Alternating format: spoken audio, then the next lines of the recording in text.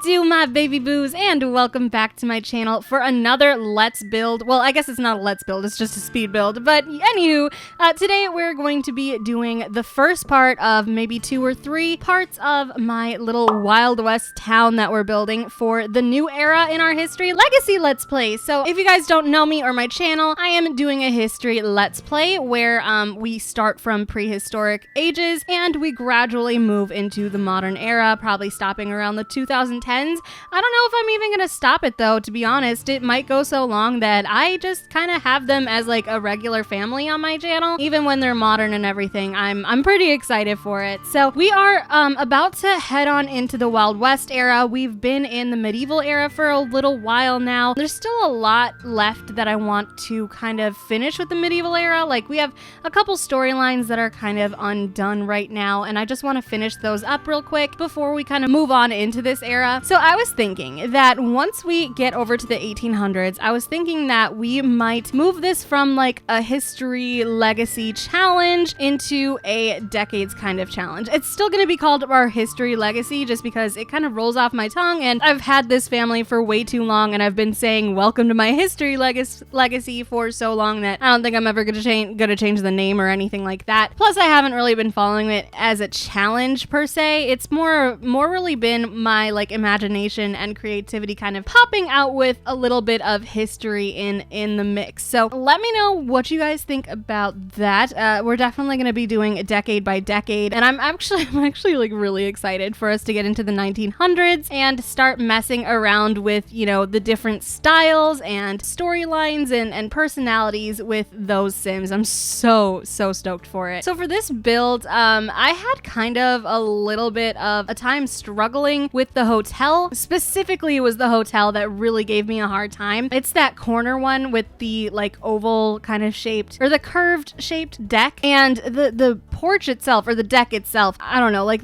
first of all, the stairs, you know, there's no stairs that can go onto a curved deck. It's connected to the, oh my gosh, what is it called? What is the building right next to it? I cannot think of what it is called right now. Oh, it's the bank. We have a bank there, and it's connected to the deck of the hotels, and I couldn't even get rid of the gate that like separates them. So you literally, if you want to get into the hotel from the bank, you have to walk down the stairs, and then you have to go right back up the stairs to get into the bank. That's the only thing, or the hotel, sorry. But that's the only thing that really kind of sucks, because, you know, I mean, it would be really easy if you could just, you know, walk straight through and just get into the hotel. But, you know, of course the game just doesn't like to cooperate, especially when you have like diagonal, is that what it's called? Diagonal buildings and decks and stuff. It really doesn't like to cooperate very well. I hate building diagonal buildings because it just makes me so angry.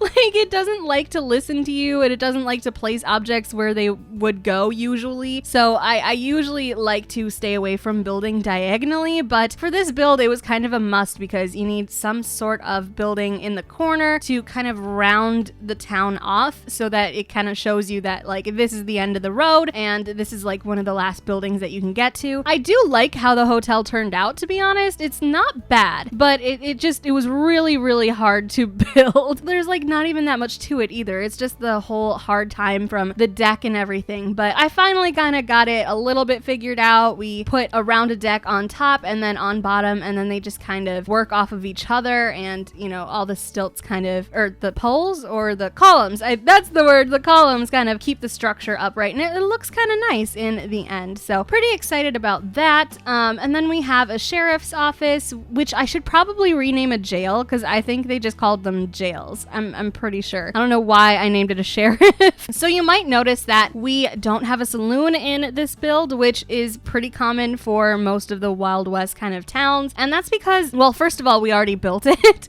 and second of all, it's a bar, and I really want it to function like an actual bar, so we had to make it its own little lot, and I have that lot in Strangerville, and it looks really good. It's one of my older videos that I released this week. If you want to check it out, I will go ahead and link it down below, and I'll also link it on the end cards as well. If you haven't checked it out yet, you should probably go do that. It was my very first Wild West build on my channel, and I'm really excited. Like, you guys don't even know. I'm so stoked to move our family into this era and play with the greens in the Wild West. I'm so excited. So we have a general store, we have a bank, we have a jail, and we we have a gun store. So for each building, there are apartments up top, because for every photo that I looked at with Wild West themes, every building in the town pretty much had apartments up top. So what I did was I kind of made them a little bit run down. So like the general store, what I was thinking for, you know, their apartment, they're gonna be kind of like that apartment's kind of run down. And then for the one on top of the bank, it's a little fancier because I kind of imagine that the owners of these stores would be the ones kind of residing in these apartments. So the bank one is nicer because obviously the person who owns the bank is pretty rich and probably owns the rest of the town too. And then we've got the sheriff who has a very nice apartment as well. And then over the gun store, I put up 2 different apartments, and I imagine that the owner of the gun store kind of rents out these apartments to whoever kind of wants them, and they're kind of run down. Well, one of them is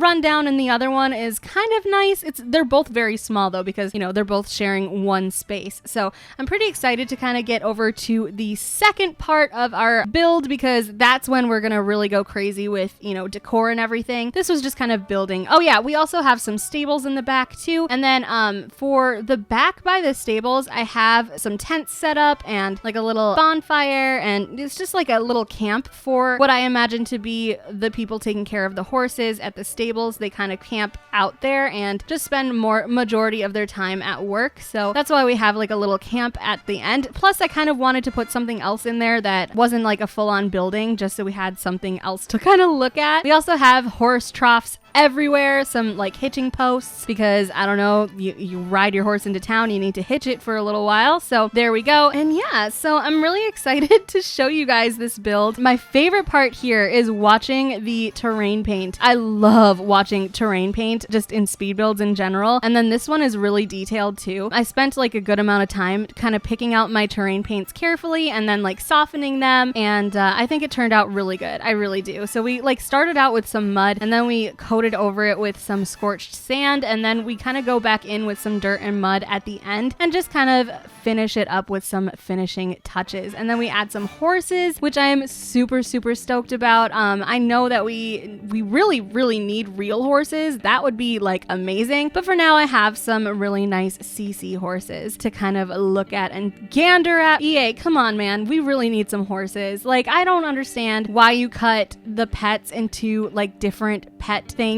Like, we should get horses at the same time. My opinion, I guess, but we should have gotten horses. I'm gonna go ahead and end my voiceover right here. In a couple days, or maybe tomorrow or the next day, I don't know, I will go ahead and upload the second part of our build here, and I will see you all in my very next video. Bye, loves. Mwah.